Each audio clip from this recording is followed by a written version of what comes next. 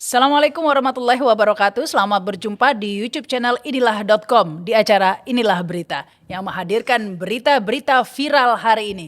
Langsung saja kita simak berita pertama.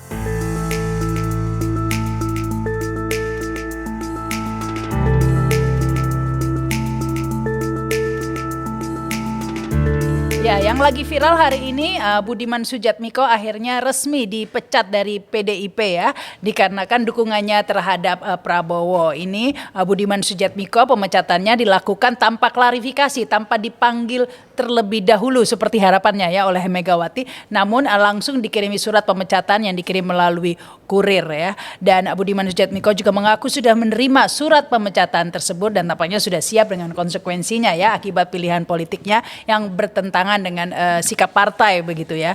Dan ini tampaknya sudah dibuka peluang juga oleh Gerindra ya. Ada Habibur Rahman yang mengatakan Gerindra terbuka untuk menerima Budiman Sujatmiko. Namun demikian Budiman belum menyatakan akan bergabung kepada partai mana. Masalah Budiman Sujatmiko ini menjadi menarik ya ketika kita tahu Budiman ini adalah salah satu aktivis 98 yang tentu saja pada masa itu sangat berseberangan dengan Prabowo ya. Pada tahun 98 pada era itu Prabowo menjadi Danjen Kopassus yang mempunyai tim kecil, tim mawar yang bertugas melakukan penculikan aktivis begitu ya.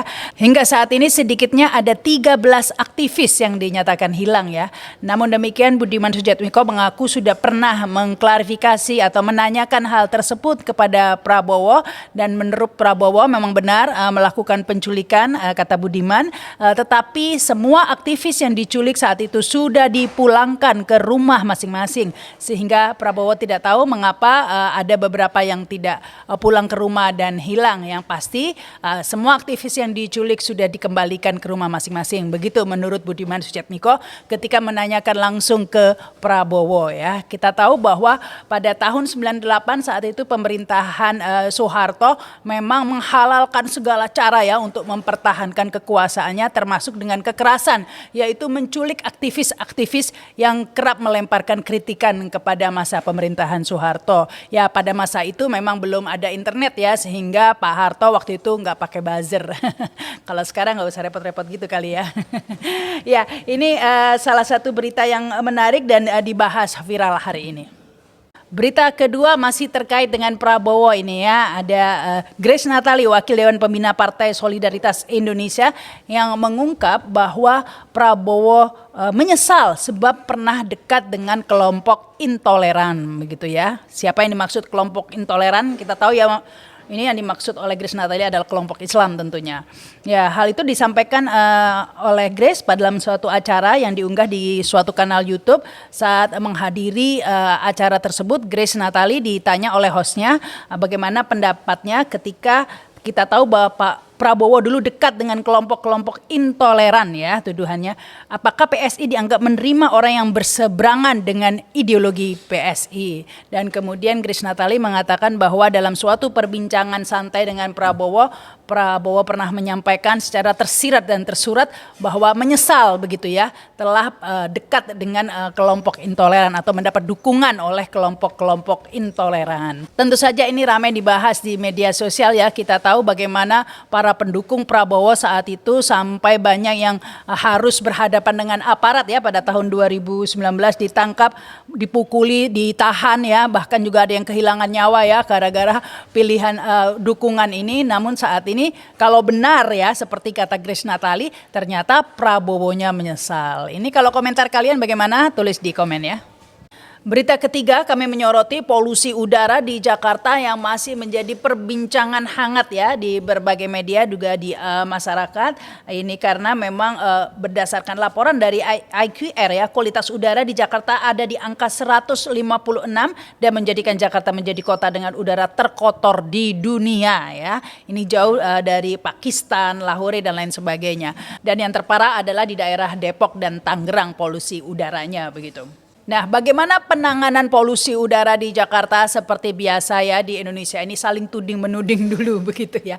Ya, ada yang kemudian menjadi fokusnya kendaraan begitu ya, harus ada WFH begitu ya dan terbukti itu tidak efektif.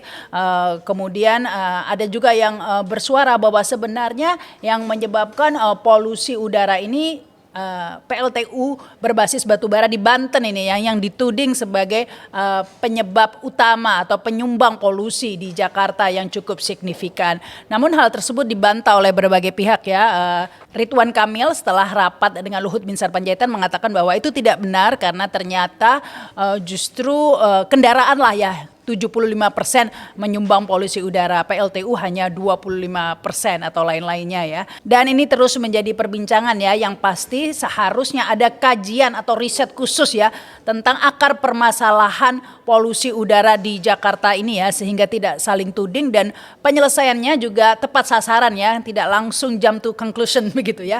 Selama ini kan kemudian langsung mobil listrik begitu ya juga salah satu solusinya dianggap ya karena bisa mengurangi polusi. Padahal mobil listrik sendiri ada permasalahannya sendiri ya, termasuk bisa menimbulkan polusi udara dan dampak lainnya terutama di bagian baterainya ya, pembuatan baterai di pabriknya hingga penggunaan dan lain sebagainya. Sementara itu saat ini Polda Metro Jaya sudah mengerahkan 4 water cannon begitu ya untuk menyemprotkan udara dari gedung-gedung tinggi dengan kecepatan tinggi untuk mengatasi polusi di Jakarta. Efektifkah hal tersebut? Ya tentu tidak tahu, tampaknya ini tanpa ada riset atau kajian terlebih dahulu ya, karena banyak yang bersuara bahwa sebenarnya itu tidak efektif untuk mengurangi polusi di Jakarta. Salah satunya yang bersuara ini adalah epidemiolog Pandu Riono ya, yang mengatakan justru penyemprotan air akan memicu aerolisasi begitu ya menurut Pandu Riono ini ya, karena disemprot air malah memperburuk partikel udara. Kalau disemprot dengan air bertekanan tinggi bisa terjadi aerolisasi, jadi partikular itu menguap dan bisa lebih dahsyat efeknya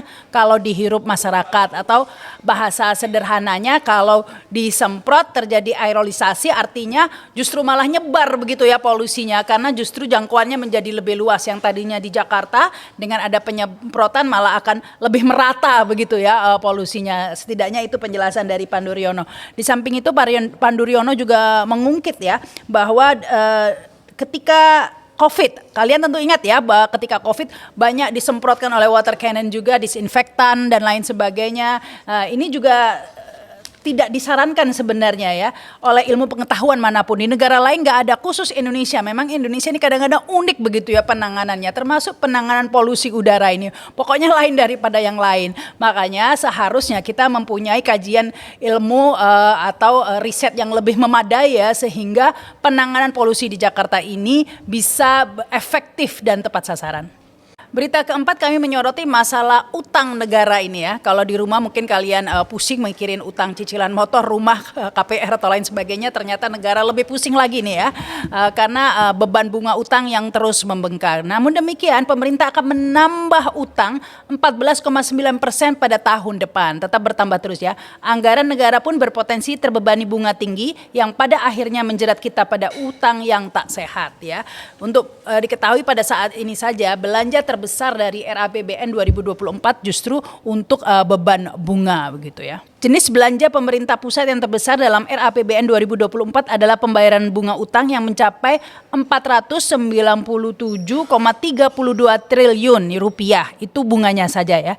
Diikuti oleh belanja pegawai sebesar 481,42 yang terbesar kedua, dan belanja barang sebesar 410,93 triliun rupiah. Dengan demikian justru belanja untuk membayar bunga lah yang tertinggi ya di postur RAPBN di Indonesia ini ya. Dan postur ini terus meningkat ya dibandingkan dengan tahun 2014 yang lalu, di mana pada masa SBY saat itu belanja pembayaran bunga hanya 7,51%, namun kini meningkat terus ya sehingga bisa mencapai 15,5% ya.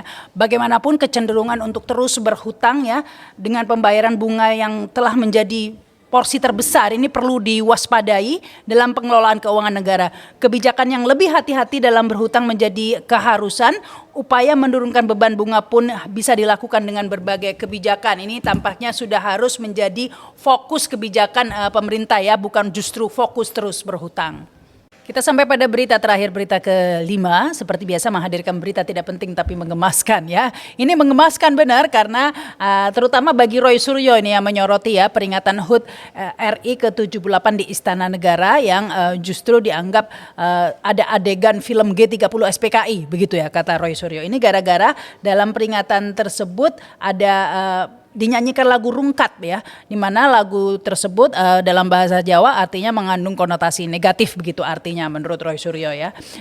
Tentu saja dengan diiringi joget-joget ini mengurangi kehikmatan peringatan HUT RI ya. Seharusnya menurut Roy Suryo peringatan dan perayaan bersama rakyat itu dibedakan momennya ya, sehingga terkesan hikmat peringatan HUT RI kalau kemudian ada perayaan dengan joget-joget di lain event mungkin itu tidak dipermasalahkan, tapi ini yang menjadi sorotan oleh Roy Suryo dan beberapa pihak ya, ketika justru rungkat ini dinyanyikan pada saat peringatan HUT RI di Istana Negara yang tentu saja mengurangi kehikmatan peringatan Hari Kemerdekaan ya, karena yang namanya peringatan Hari Kemerdekaan tentunya kita ingin mengingat ya jasa-jasa para pahlawan yang berjuang dengan mengorbankan nyawa dan segalanya begitu ya. Nah, dengan diselingi joget-joget seperti itu tentu ini akan mengurangi kesakralan dari peringatan HUT RI. Nah, ini menjadi pembahasan juga di media sosial ya. Kalau menurut kalian bagaimana? Apakah memang sependapat dengan Roy Suryo ya bahwa ada nyanyi-nyanyian rungkat ini justru mengingatkan pada film G30 SPKI begitu ya, ketika ada joget-joget juga, ketika adegan goyang-goyang seperti adegan film pengkhianatan G30 SPKI. Kan ada pahlawan datang kemudian ada orang nari-nari ya. Saya jadi teringat adegan itu menurut Roy Suryo ya. Kalian sependapat atau tidak? Tulis di komen ya.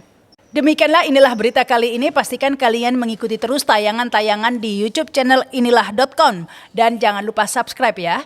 Saya Rahma Sarita, sampai jumpa dan wassalamualaikum warahmatullahi wabarakatuh.